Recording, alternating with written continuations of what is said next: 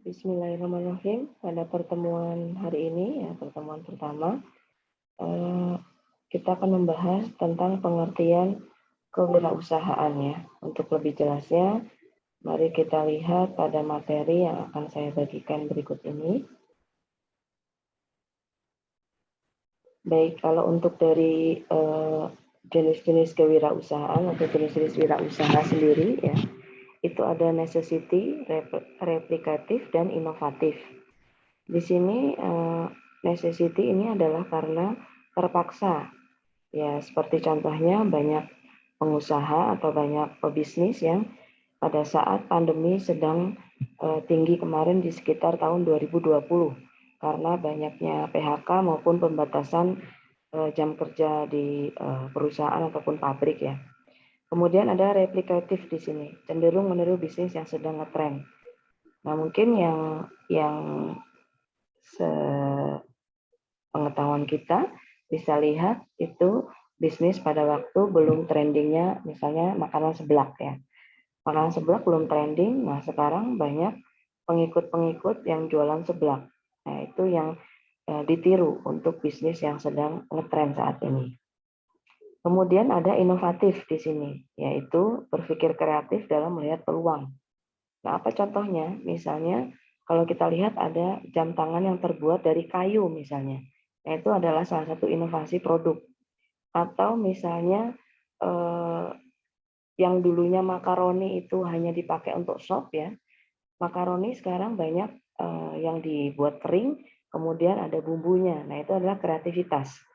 Ya, jadi mengubah makaroni yang tadinya hanya sebagai sayur sop, misalnya untuk campuran sayur sop, sekarang banyak diubah menjadi makaroni bentuk kering yang bisa dikemas.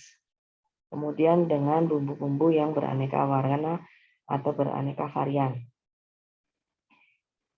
Latar belakang perlunya berwirausaha di sini supaya mampu melihat masa depan, ya bisa mengestimasi, kemudian mandiri tentunya tanpa harus mencari pekerjaan dengan orang lain, dan tentu di sini bisa menjadi seorang pimpinan ataupun bos ya yang bisa menggaji para karyawannya walaupun mungkin karyawannya hanya satu ya.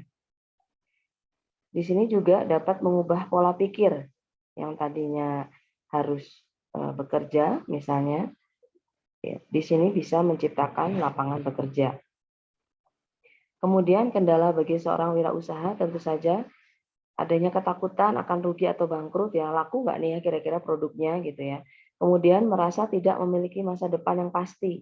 Ya karena wirausaha itu harus dituntut kreativitas yang sangat tinggi setiap harinya. Ya, apakah dari pengemasan, dari pemasaran, dari promosi dan lain sebagainya. Kemudian merasa bingung dari mana akan memulai usaha. Nah, ini sering terjadi. Ya, yang pasti dipahami dulu ilmu-ilmunya dalam merancang suatu usaha. Wirausaha dengan cerdas di sini berprinsip memahami apa yang dilakukan, ya tentu saja dengan terencana, dengan ikhlas. Artinya ikhlas di sini bahwa kalian memilih usaha itu berdasarkan passion atau keinginan kalian, atau yang merupakan hobi kalian. Kalau hobinya makan, ya paling bisnisnya nggak jauh-jauh dari makanan, gitu ya. Kalau hobinya misalnya fashion, ya artinya bisnisnya misalnya berkaitan dengan fashion yang lagi tren saat ini, misalnya hijab, ataupun baju-baju muslim, atau mungkin baju yang model rajut misalnya ya, atau baju-baju thrift yang sekarang lagi trending juga, bisa ekspor dan lain sebagainya. Kemudian ada peluang sukses, selalu ada kalau kita bekerja keras, lurus dan benar, cermat dan serta hemat. Nah, ini wirausaha berbasis ilmu. Artinya bahwa kita menerapkan bisnis itu berdasarkan konsep manajemen yang kita punya. Nah, ini contoh yang paling mudah. Di Pasim ini sudah banyak para pelaku wirausaha muda. Kalau saya data kemarin di akreditasi itu yang melakukan bisnis melalui Instagram ada sekitar 50 mahasiswa. Ini luar biasa, yang patut dibanggakan ya, karena mereka sudah memiliki ilmu dan mereka mencoba mengembangkan bisnis melalui Instagram. Kemudian mengetahui teknik pemasarannya seperti apa, motivasi, mengatur pos pengeluaran ya, tidak lebih besar pasak daripada tiang, artinya perlu perhitungan yang matang. Setiap modal yang dibutuhkan, setiap pengeluaran yang ingin dibelikan oleh kita untuk bahan baku dan lain sebagainya. Kemudian mereka yang sukses dalam melakukan usaha memiliki visi misi yang jelas, keterampilan yang mumpuni, keyakinan, keberanian. Nah, ini tidak bisa diragukan lagi ya. 90% orang kaya itu karena bisnis. Ya, ingat kalau dalam Islam ya pintu rezeki itu kurang lebih dari berdagang. Ya, kemiskinan dan kefakiran merupakan ancaman dan tantangan. Yakinkan bahwa bisnis merupakan perintah dari Tuhan dalam mencari nafkah. Artinya kita tetap harus berusaha. Ini salah satu sikap Nabi ya. Mungkin ada sidik, amanah, tablik dan fatonah mungkin untuk yang Muslim bisa mencontoh ini, ataupun untuk yang non Muslim bisa berperilaku seperti ini. Artinya dapat dipercaya, kemudian memiliki karakter yang baik ya. Terus udah gitu kemampuan dalam administrasi, artinya jujur dan lain sebagainya, mencatat dengan keteraturan, ya jangan hanya mengambil uang modalnya kemudian kita belanjakan untuk hal di luar bisnis. Nah ini akan mengacaukan dalam segi sistem modalnya. Dapat melihat risiko dalam penjualan, mengembangkan kreativitas dan inovasi, serta mampu mengatur keuangan. Nah cash flow-nya seperti apa? Insting usaha atau bisnis di sini adalah kemampuan membaca pasar. Ya, bagaimana pasar saat ini? Kalau kita lihat yang lagi trending adalah minyak goreng, yaitu yang menyusahkan, harga sudah mahal tapi stok tidak ada. Itu kadang-kadang yang bisa kita baca, bisa membantu para masyarakat. Ya, masyarakat bisa kita bantu dengan apa? Kita mencoba mencari sumber daripada minyak goreng itu sendiri. Setelah kita dapat ya jangan kita menjadi pengusaha yang curang ya, artinya dijual dengan kapabilitas yang sesuai dengan harga yang ada dari kita membeli di grosir tersebut misalnya. Kemudian kemampuan negosiasi atau tawar-menawar ya, terus kemudian di sini adanya penentuan pengambilan keuntungan atau tidak. Ya, ini sifatnya bisa sosial ataupun bisa membantu masyarakat ya. Kemampuan untuk mengetahui dan menemukan sumber-sumber potensi, ya artinya kita tahu kalau kita misalnya mau jualan hijab, kita tahu hijab yang murah itu di mana, distributor ataupun pabriknya di mana.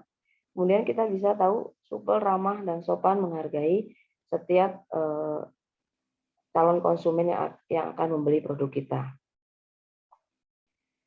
Kemudian bagaimana memulai usaha?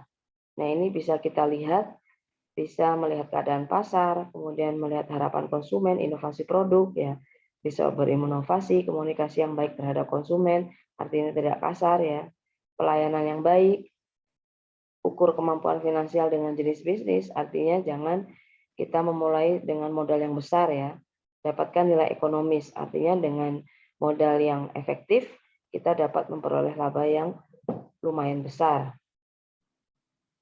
Kesadaran pentingnya ekonomi yang kuat ya di sini dengan ekonomi manusia yang bisa memenuhi kebutuhan sandang, pangan dan papan. Pengertian kewirausahaan nah, bisa kita baca di sini, tentu orang yang melakukan bisnis dengan berbagai resiko yang timbul nantinya. Ini dari para ahli ya, bisa kalian baca. Kemudian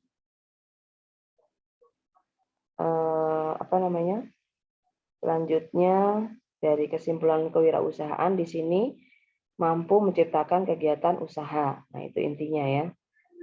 Ya, seorang wirausaha itu harus kreatif dan jujur serta memiliki pola pikir yang maju jauh ke depan ya.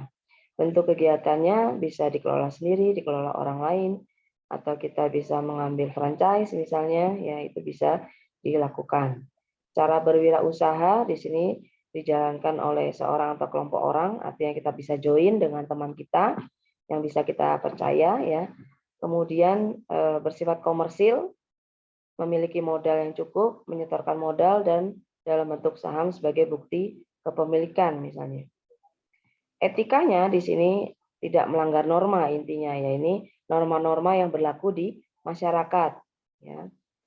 Kemudian tujuan dan manfaat etika tentu saja membina hubungan baik, ya, kemudian menyenangkan orang lain, bisa membujuk pelanggan juga, membujuk dalam arti di sini konotasinya positif ya, dengan produk yang baik tentunya yang kita sajikan, dan kita bisa meyakinkan pelanggan di sini untuk membujuk ya. Bagaimana sikap dan perilaku wirausaha seperti tadi ya, pedoman Nabi ya. Kemudian ciri wirausaha yang berhasil tentu saja harus memiliki visi yang jelas, komitmen yang tinggi, berani mengambil resiko, orientasi yang baik. Nah, ini untuk karakter wirausaha sukses yang bisa kita lihat dalam Bagan. Baik, mungkin demikian materi yang bisa saya sampaikan. Terima kasih atas perhatiannya. Wassalamualaikum warahmatullahi wabarakatuh.